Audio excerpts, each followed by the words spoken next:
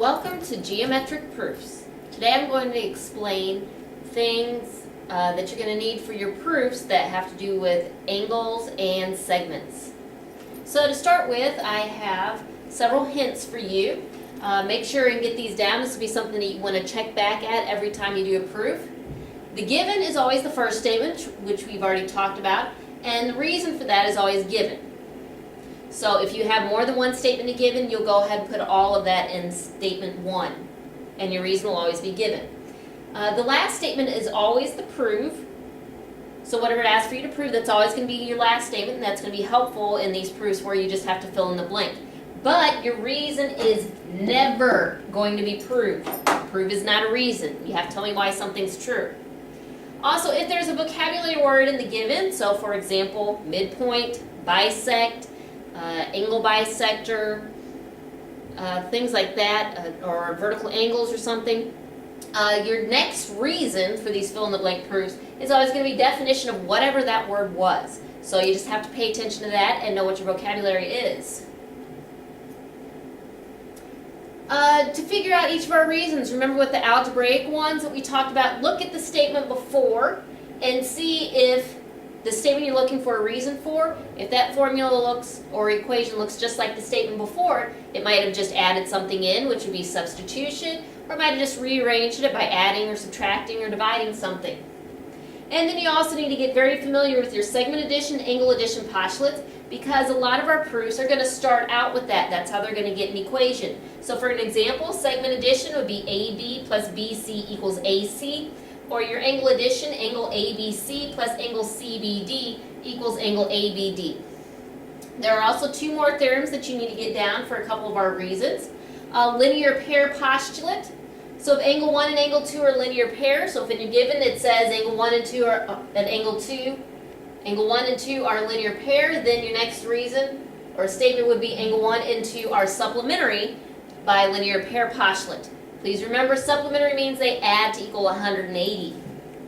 Then we also have the vertical angles theorem, which is going to be very important later in this book, that vertical angles are congruent. So if you know that two angles are vertical angles, either from the diagram or from your given, you can automatically say they're congruent by your vertical angles theorem.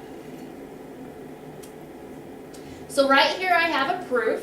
Probably be a good time to pause and copy it down.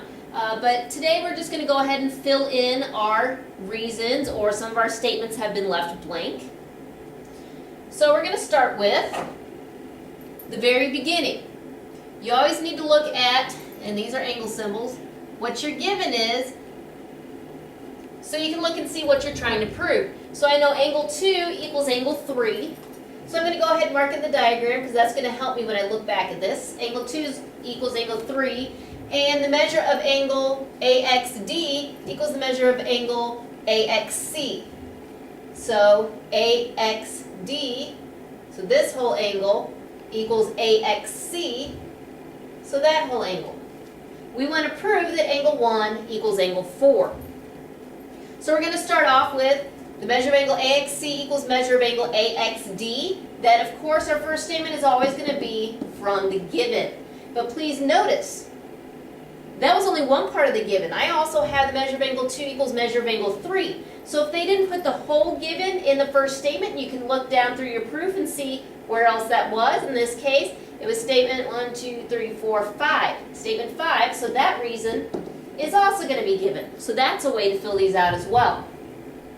Now we have angle addition postulate. Remember how I just told you need to get familiar with that? So it's looking at the measure of angle AXD. So let me erase what I have written up here. So we're looking at AXD. So I want to know, well, AXD is the measure of angle what plus the measure of angle what? So we look at the two angles that form that, and the two angles inside are angle 1 and angle 2. So the measure of angle AXD equals the measure of angle 1 plus angle 2.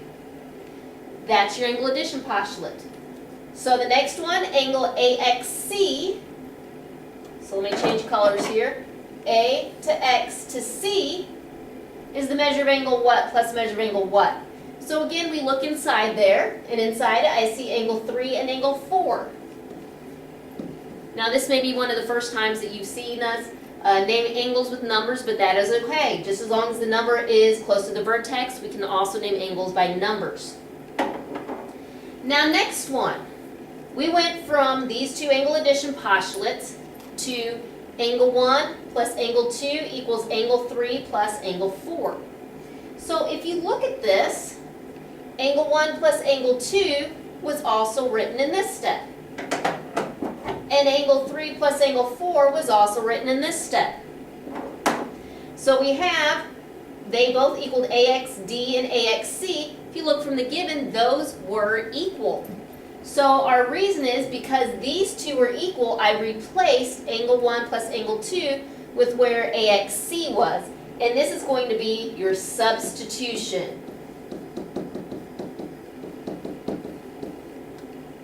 So again, that was because I replaced something with something that was equal. Or basically you're going to recognize that all of a sudden you have a really long equation. That's going to be substitution. So this next one we had given. So measure of angle 2 equals measure of angle 3. And now here we have a reason of substitution, which we know means to plug something in. And I have measure of angle 1 plus the measure of angle blank equals measure of angle 3 plus measure of angle 4. So if I look up here, it's referring back to this equation we just had that I know I want to replace angle 2 because that's the blank here. So if I look at this step, I know angle 2 equals angle 3, so it's wanting me to replace that blank with angle 3.